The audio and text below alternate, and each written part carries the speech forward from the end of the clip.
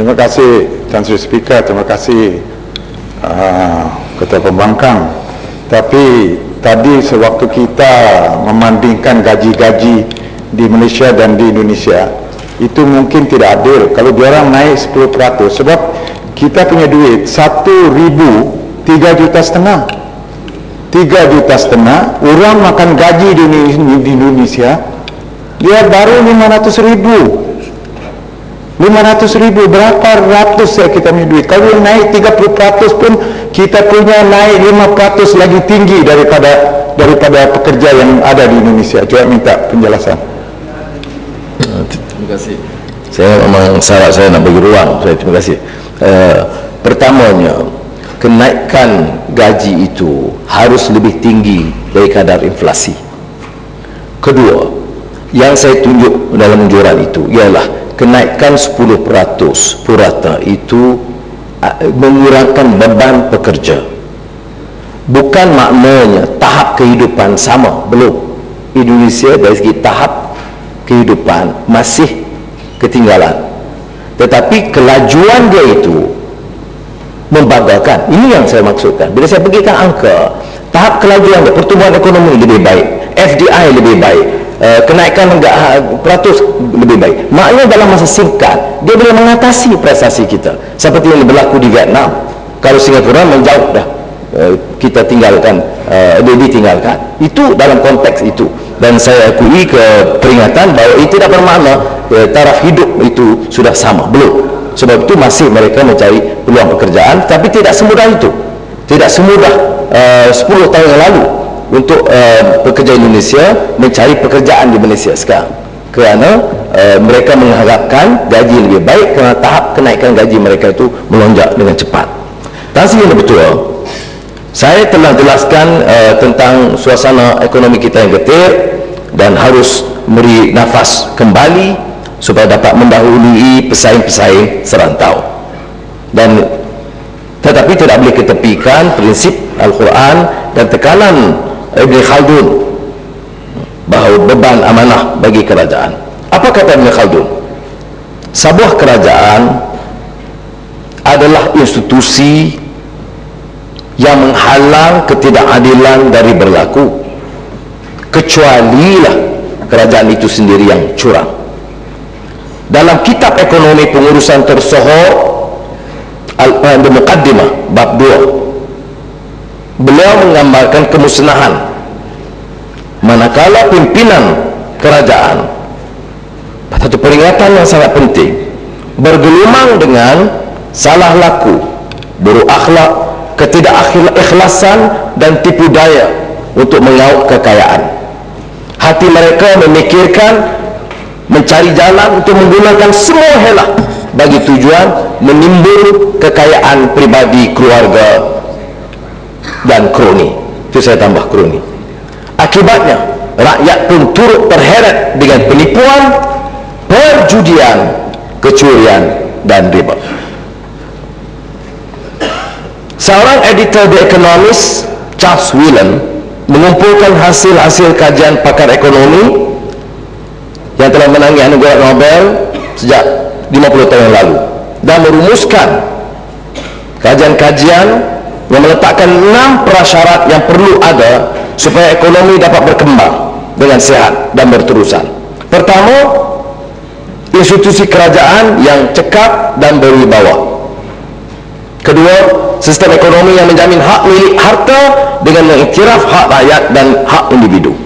Ketiga, peraturan dan undang-undang yang bertepatan dan tidak keterlaluan sehingga menyekat perkembangan ekonomi. Keempat, sumber manusia yang berdaya maju dan inovatif dengan berlandaskan sistem nilai untuk mengelakkan aktiviti mengauk keuntungan yang melampaui batasan moral, seperti berlaku dalam IPP dan beberapa projek penswastaan. Kelima, keterbukaan kepada amalan perdagangan dan persaingan tanpa pilih kasih.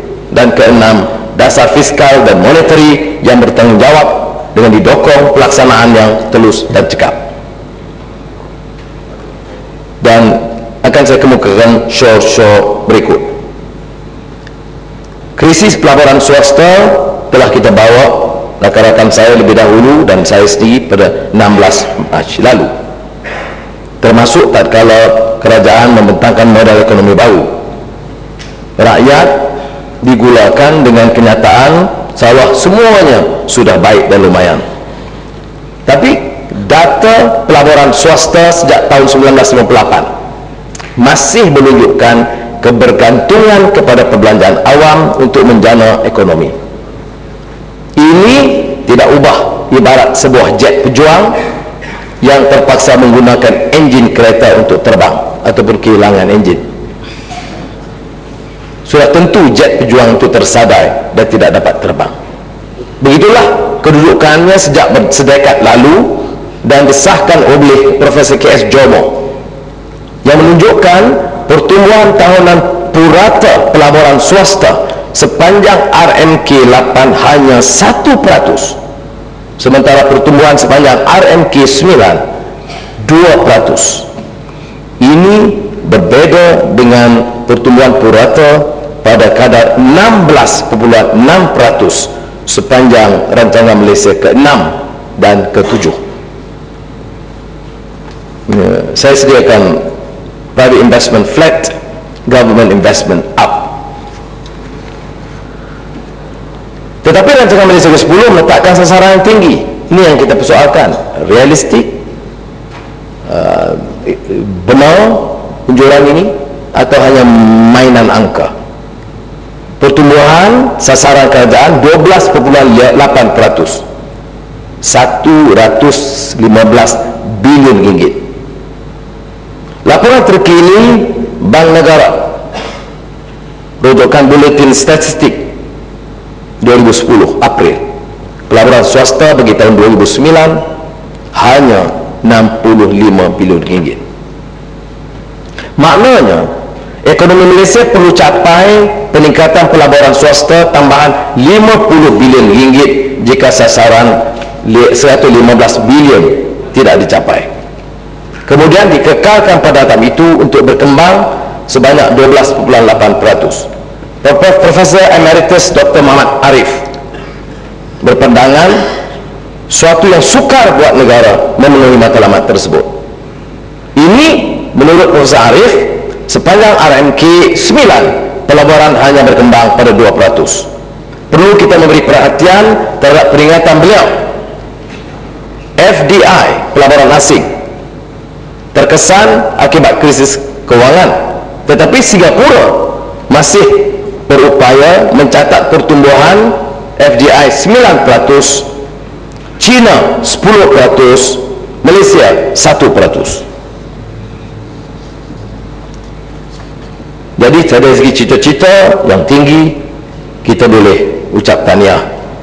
Kata Tuan Guru Ustaz Hadi Awang semalam, kalau cita-cita itu baik, dia boleh jadi mimpi yang soleh.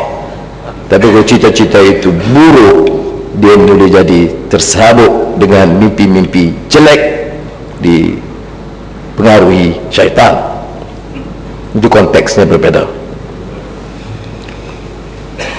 Jadi rancangan Malaysia ke-10 memperuntukkan beberapa tabung dan dana sebanyak 20 bilion ringgit bantuan menggalakkan penyertaan swasta. Ya, isunya ialah ketelusan, keikhlasan pelaksanaannya. Dan saya akan bagi contoh. Statistik muka surat 89 RMK 10 yang menunjukkan 84% dari firma yang ditinjau menyatakan kekurangan sumber kewangan. Tabung dana banyak, sumber 84% mengatakan mereka kurang sumber. Apa sebab? Saya beri satu contoh Kang Seri betul yang harus menggemparkan kita kalau ada dhamir conscience tentang penyelewengan ini. Apa dia? Tabung makanan rancangan Malaysia ke-9 2 bilion ringgit. Saya nak tanya, mengapa 250 juta ringgit diberi kepada satu syarikat milik anak dan suami menteri? 250 juta ringgit, anak berumur 20 tahun tanpa apa pengalaman dalam bidang pertanian. Kalau kita agih kalau kita agih kepada 50 ribu ringgit kepada seorang penternak, 5,000 keluarga petani akan mendapat ganjaran. Ini 250 juta ringgit kepada anak umur 20 tahun. Dia jadi satu sistem. Anak, isteri, menantu jadi satu sistem. Dan sudah betul. Kalau ada conscience, kita harus tanya. Dan saya pasti jawapannya, projek ini gagal. Dan sekarang ini ura-ura meminta badan-badan, entah Felda, entah siapa, tak mengapa, kerana syarikat yang dikaitkan dengan keluarga menteri tidak boleh gagal. Oleh demikian akan diselamatkan dengan untung yang lumayan. Saya minta